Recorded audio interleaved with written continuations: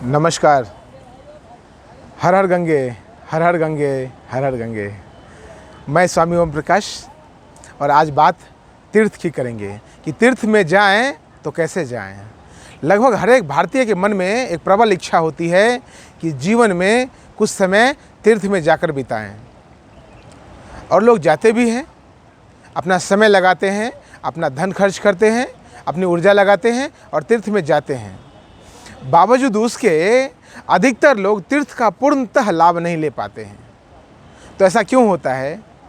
तो मैं आपको से ये कहना चाहता हूँ, आपसे निवेदन करना चाहता हूँ कि तीर्थ में जाएं तो अपने आप को खाली करके जाएं, थोड़ा समय लेकर जाएं।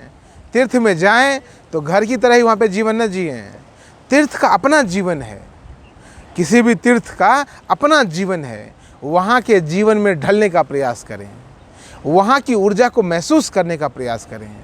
और वहाँ की जीवन में ढलने के लिए, वहाँ की ऊर्जा को महसूस करने के लिए आपको तीर्थ में रुकना होता है। मैं देखता हूँ अधिकतर लोग तीर्थ में आते हैं, आने की भी बड़ी जल्दी होती है और जाने की भी बड़ी जल्दी होती है। पता नहीं कौन सी ट्रेन छूट रही होती है। यदि इतनी ही जल्दीबाजी है तो फिर तीर्थ में किस लिए आते हैं आप? तीर्थ में यदि आप आते हैं तो मैं आपसे कहता हूँ, तीर्थ में आएँ, तीर्थ का पूर्णतः लाभ लें। यहाँ एक अलग प्रकार की ऊर्जा है। आपके घर में जो ऊर्जा है उससे तो आप बोर हो चुके, तभी तो आप तीर्थ में आए हैं। तीर्थ में आने का गहरा कारण यही है, गहरे से गहरा कारण यही है कि आप अपने परिवेश में, आप अपने आसपास के जीवन में बोर हो गए हैं। आप वहाँ पर अब अपने को अच्छा नहीं महसूस कर पा रहे हैं, इसलिए आप तीर्थ में आते हैं।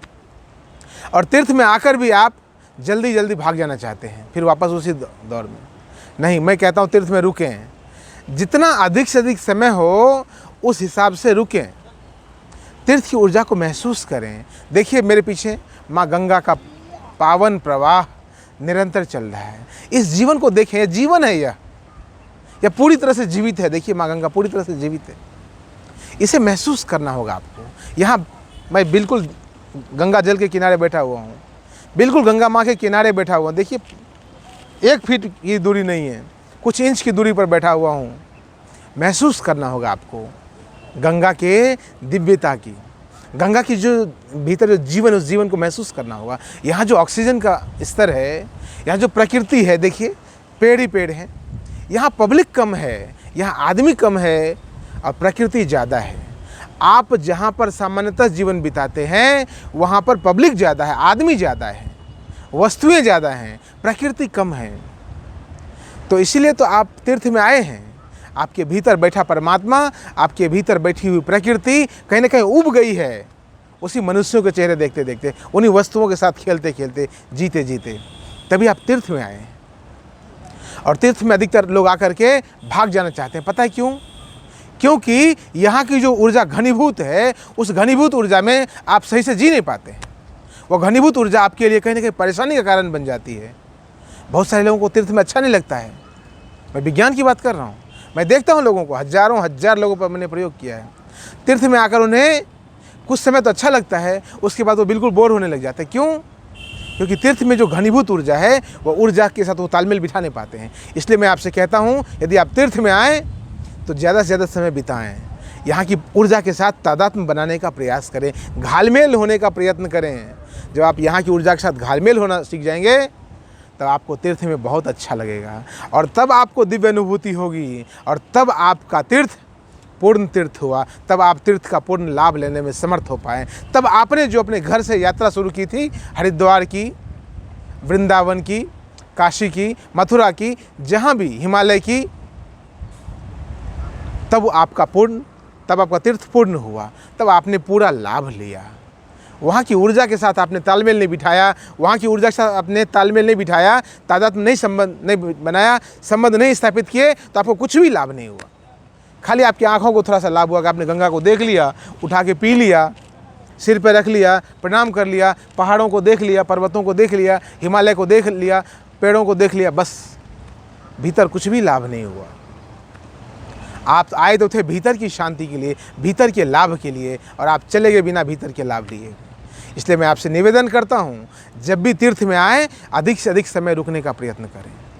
वहाँ व्यवस्था ना देखें, भोजन मत देखें, भोजन कैसा स्वाद मिल रहा है कि नहीं, स्वादिष्ट भोजन मिल रहा है कि नहीं। क्या करना है, जीवन भर स्वादिष्ट भोजन खा के तो थक गए होंगे आप अभी तक। तीर्थ में तीर्थ की पावनता को समझिए, तीर्थ की दिव्यता को समझिए, तीर्थ की ऊर्जा को समझिए। और यदि आप तीर्थ की ऊर्जा को समझने में सफल हो गए तो निश्चित तौर पर आपने अपने घर से यहाँ तक आने में जो कष्ट किया है, उस सारे कष्ट सुख में, आनंद में, दिव्यता में परिवर्तित हो जाएंगे। और तब आपके जीवन में एक विशेष प्रकार की क्रांति घटित होगी। इसीलिए हमारे भारतीय व्यवस्था में, पुरातन व्यवस्था में, सनातन व्यवस्था में 25 वर्ष हम क्या करते थे जीवन में, ब्रह्मचर्य, 25 साल गृहस्थ, उसके बाद 25 साल वानप्रस्थ और संन्यास। आप घर से जो बाहर निकलते हैं तो कुछ समय के लिए आप वानप्रस्थ का लाभ लेते हैं, लेकिन वो लाभ आप ले नहीं पाते। मेरी वीडियो को समझिएगा, इस वीडियो पर गौर कीजिएगा। यह वीडियो यदि आपकी समझ में आए तो इस वीडियो को अमल में लाइएगा और जहाँ भी तीर्थ में जाइएगा वहाँ पर समय बिताइएगा, वहाँ रहकर साधना कीजिएगा। उस साधना के भीतर स्वयं को जानने का प्रयास कीजिएगा। बहुत बहुत धन्यवाद। इस वीडियो में इतना ही। यदि आपको मेरी बात अच्छी लगती है, यदि आप जीवन से संबंधित किसी भी विषय के बारे में जानना चाहते हैं, तो मैं आपसे निवेदन करता हूँ, मेरे YouTube चैनल को सब्सक्राइब कर लें, अधिक से अधिक लोगों को यह मैसेज भेजें। यह मैसेज सिर्फ आपके लिए नहीं है, यह मैसेज सिर्फ मेरे लिए नहीं है, यह मैसेज पूरी मानवता के कल्याण के लिए है। यह मैसेज स्वामी ओम प्रकाश फाउंडेशन का आध्यात्मिक आंदोलन है। इस मैसेज को अधिक से अधिक फैलाएं। कमेंट करके बताएं आपको कैसा लगता है। बहुत बहुत धन्यवाद। नमस्कार, प्रणाम।